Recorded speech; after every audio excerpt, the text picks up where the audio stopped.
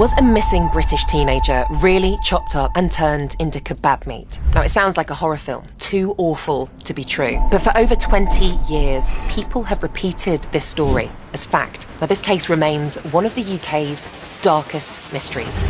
In 2003, in the seaside town of Blackpool, England, 14-year-old Charlene Downs vanished without a trace. One night, she kissed her mum goodbye, saying she wouldn't be out late. But she never came home. At first, police treated her as just another runaway. But as weeks turned into months, it became clear that something sinister had happened. Then, nearly 3 years later, 2 takeaway shop workers were arrested and charged with murder. The allegation was that they'd killed Charlene, chopped up her body, and mixed her remains into kebab meat. The story exploded across Britain. Charlene became known as Kebab Girl, a horrific nickname that has haunted her memory ever since. The 2 men stood trial, but the case collapsed and they walked free with compensation payouts. But here's what most people still don't know. The kebab story isn't true. The entire case rested on covert audio recordings, but when those tapes were examined in court, they fell apart. The evidence wasn't just weak, it was fraudulent. Yet the rumour became legend,